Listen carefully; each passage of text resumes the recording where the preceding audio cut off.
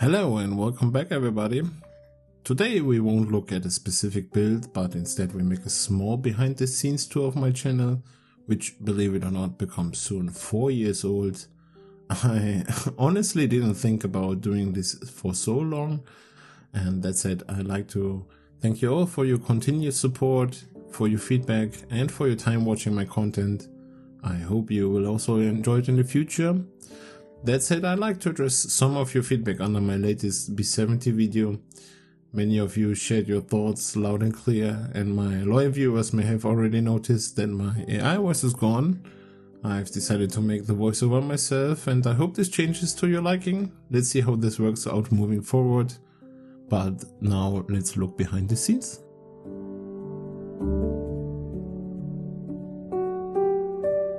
I started this channel back in 2021, which was also the year I returned to scale modeling. Well, I played around with this hobby as a child, more like slapping paint onto plastic, playing with it for 5 minutes and watching it fall apart. Then during the pandemic I found myself wondering what to do with all the extra time at home, and I accidentally passed by a model shop, and before I knew it I was slapping paint on plastic again. And well, you probably remember your first few models, and mine look more worse. But this time as an adult, something changed. I found myself really enjoying the hobby. I began diving deeper, watching tutorials on YouTube, exchanging ideas with other modelers, and trying to improve my skills. Then I started my ocean diorama build, and while boost chips were already finished, I thought, why not share my builds on YouTube as well? So I released now around 40 videos, and which gain around 500,000 views so far, but we'll take a deeper look at my channel statistics later. Let's start by taking a look at the tools I use, at least the ones I use most often, since showing all of them would take far too long, as I have quite many of them. Some of these you will have already seen if you follow my channel.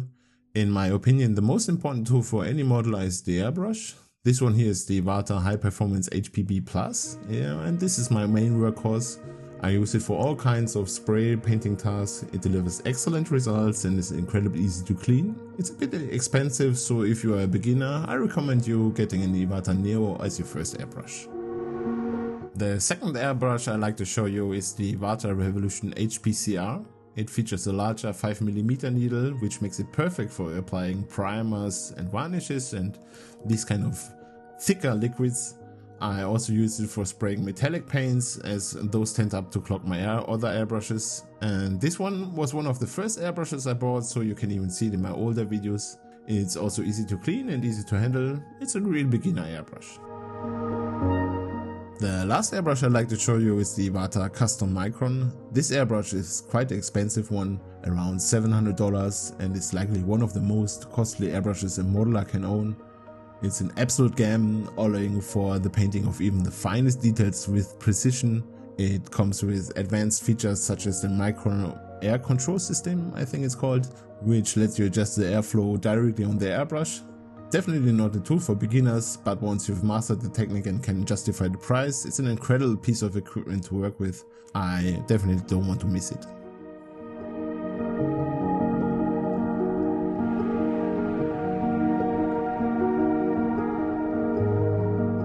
My spray booth is quite large and comes from a German company called Wiltec.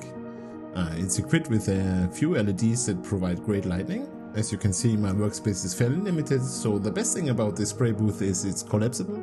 I can fold it up and store it away, freeing up space for other tasks when I'm not using it.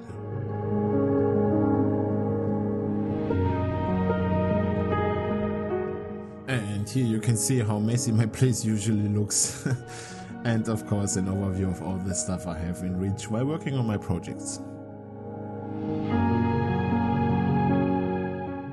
Let's take a look at my brushes. Of course, in addition to airbrushes, you also need a good selection of these, but I'm pretty sure you already know that.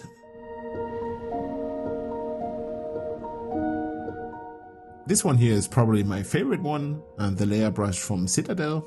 It's really great to work with and it holds the color as it should. It's usually used by miniature painters, but well, we can also use their tools, right?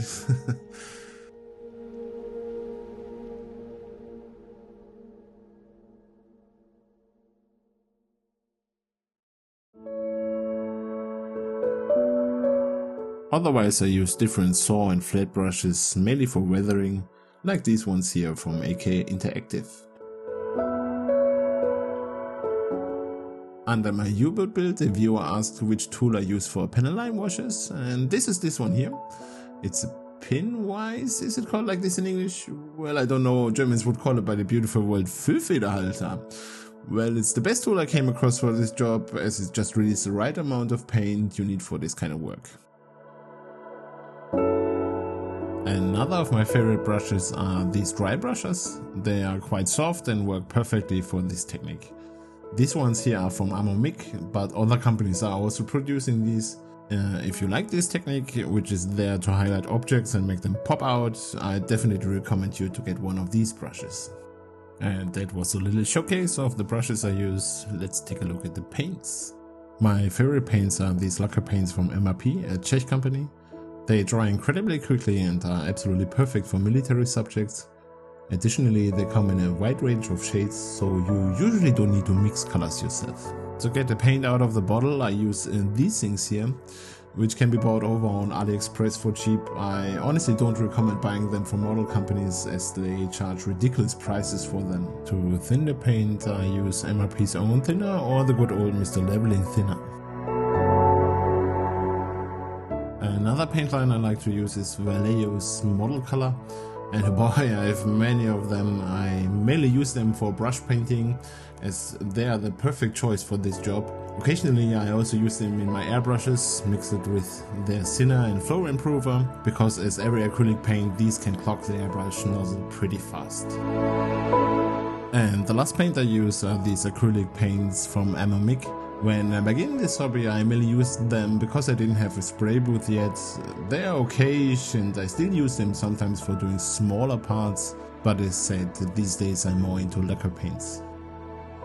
And last but not least, for metallic finishes I use iClad 2, which is now rebranded as A-Stand here in Europe. These paints can be a bit tricky to work with, as you need to apply an extremely thin layer to prevent them from cracking, but it's something you get used to over time. The final effect, however, is absolutely stunning.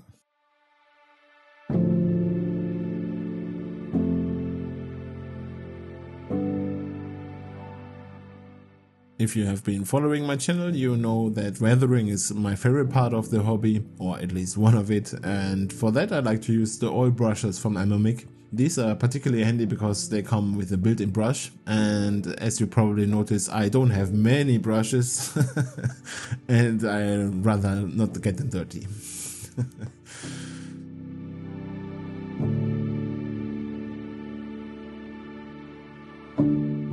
I also like to use these oil paints, and now I can finally shine with my own voice, from Abteilung 502. These came in tubes and probably last forever considering what we do with them.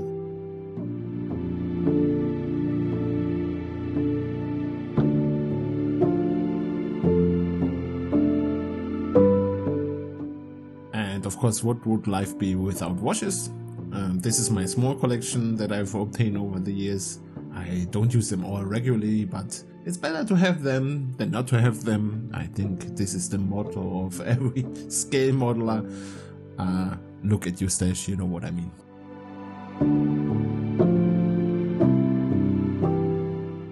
As primer I use Mr. Surfacer 1500 mixed with Mr. Leveling thinner. The grey one is of course the one I use most often. Black comes in handy when doing metallic work. The pink one is great when painting red colors, and the brown one is for rust and wood stuff. White is, well, for white colors. I mix them in a 50-50 ratio with Mr. Leveling thinner.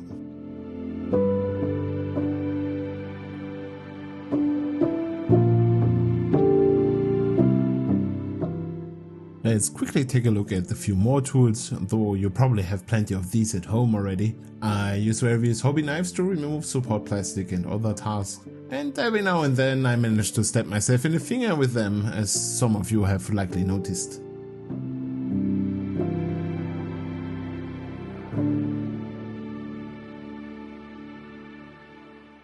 I like to use these metallic tweezers from Display. They are my go-to tweezers for all tasks. Also the bigger one from Tamiya are nice for holding parts. I also use different tweezers for photo etch parts or decals. So it's always about having the right tool for the job, I would say.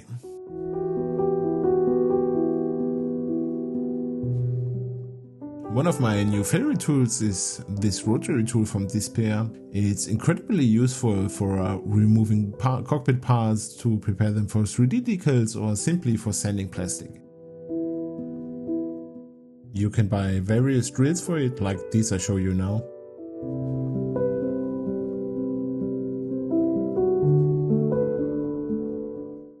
Or various sanding sponges in different sizes and grids.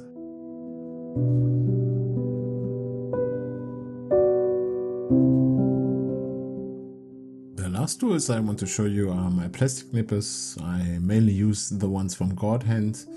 They are more expensive than other options, but I got tired of dual nippers that cut off too much plastic, so yes, these are the ones I use, as you can see on the screen now.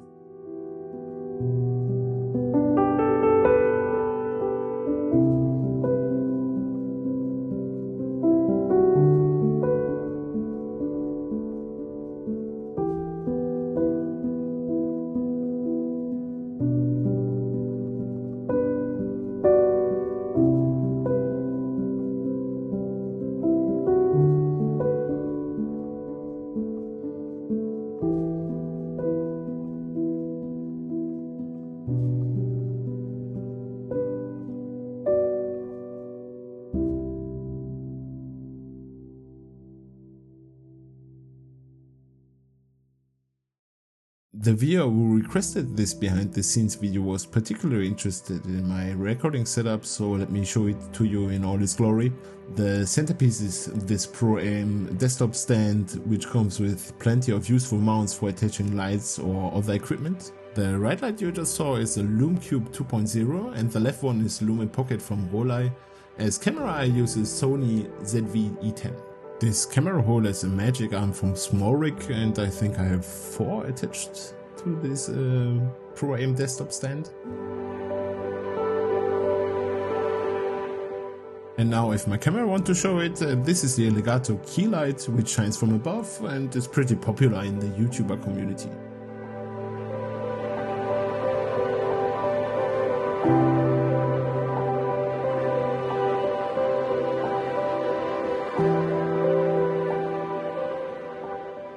The 2 main lights is this one here, where I can't find the product anymore, but well, you can see it. And the, well, how to speak this out, Aperture MRAN 100D or whatever, with a softbox attached to it. This shines over my shoulder and the softbox is there to diffuse the light, so we can't see hard shadows in the video. What I can also show you, at least as a picture, is my small mobile photo studio, where I use even more studio lights for. This is mainly for making pictures of finished projects, so if you see a picture like this, or that one here from my F14 build, then it has been likely taken here. Before we take a quick look at my stash, I want to show you the status of my current projects. First there's the B17, which has its primer already attached and I began to appreciate it. The next episode should be ready early 2025. Then we have the Apache helicopter, which currently gets its decal attached. This one will be ready hopefully in spring 2025.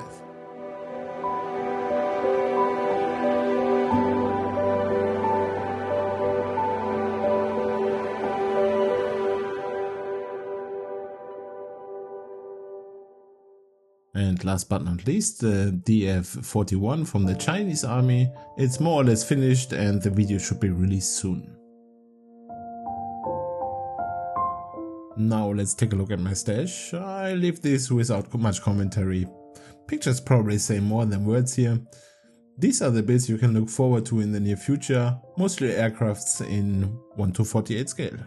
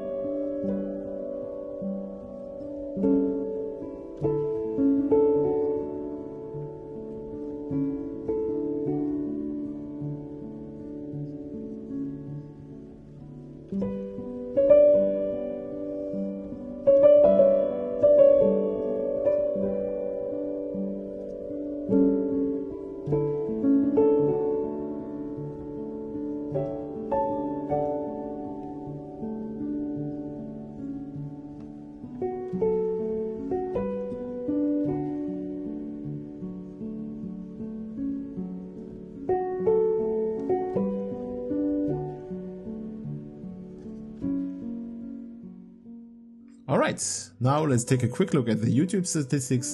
My channel is, believe it or not, approaching 10,000 subscribers.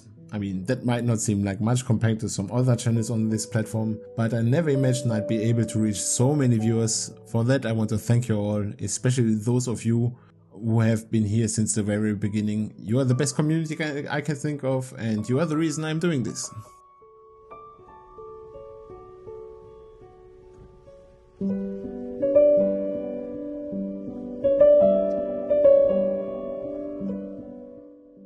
The most interesting thing you probably want to know is how much money can be made with this kind of channel, and since the beginning I made around 1,400 francs, which are around about $1,600. So that's not much. Honestly, the equipment I bought for the recording cost around the same.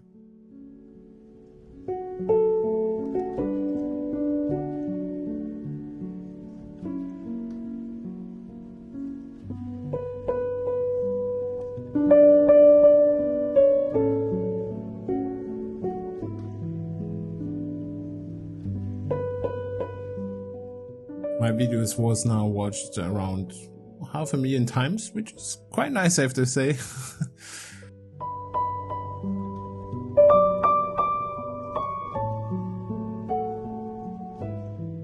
Most of my videos are watched from the USA, so hello to you guys over there. Thanks for saving our souls in World War II. Second place is Japan. Konnichiwa, o genki desu ka? Then comes the UK, next is Germany, hallo zusammen, ich hoffe euch gefällt mein Content. And next is French, bonjour. Last but not least, I'd like to answer some questions from you. Two of you had a few questions, so thank you very much for asking. The first few questions are from my longtime viewer Norman Smith. Thank you very much for being this long here. It's always a pleasure to talk with you. He asks, how did you think of your channel name? Well, that wasn't something I had to think of for long. When I was a teenager, some friends of mine gave themselves nicknames, and since I was always walking in this space, they called me Pelle, which comes from the German saying, rück mir nicht auf die Pelle. In English that would mean something like, give me some space or back off. The general comes from something a friend said. When I was young, I liked to play strategic games on PC. I was quite good, and some of my other friends played against me in a 1 versus 3, and they lose. And then they shout at me, he isn't Pelle, he's General Pelle. So you see, since this nickname somehow matches the military theme of scale models, the channel name was born long time before I even made scale models. His next question was favorite least liked kit manufacturers. Well, my favorite manufacturer or manufacturers are probably Tamagia for their easy to build kits, and I also like Great Wall Hobby and Meng. They're more difficult to build but have great detail and nice subjects. My least liked manufacturer is probably Revell. I try to stay away from their kits, even I have some in my stash like the Eduard Tornado Special Edition, which the plastic actually is from Revell. But I think all vendors have some pros and cons. For example, I hate the decals Tamagia provides with their kits, and the newer kits from Revell aren't that bad. Next question is, what is your particular favorite type of kits? Okay, that is easy to answer, and you probably can guess the answer already after seeing my stash. It's Monajet aircrafts.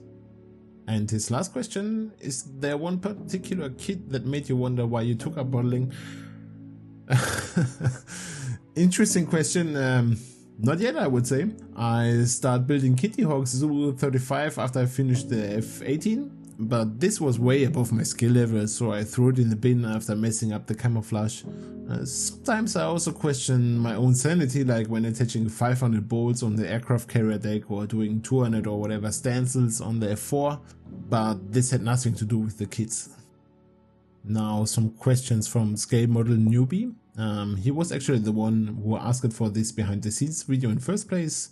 I hope you saw it and liked what you have seen so far. His question is, how long have you been into the hobby? I actually answered this already at the beginning of the video. It's around 4 years now. Next question is, what editing software, camera, etc. do you use? Well, this has also been answered mostly in this video already, but for editing the video I use Final Cut Pro. And his last question is, what is your personal favorite work you have done? I honestly don't have. I'm still learning new things, so for me, the last build I finish is usually the one I like the most. And that's it for today. Now we've reached the end. I hope you enjoyed this special episode. I really appreciate your feedback regarding the new voiceover. I know my English isn't perfect or accent free, but that's just how it is. It's not my native language. I still hope you like it. I wish you all a peaceful holiday season and a happy new year. Until next time, happy modeling everybody.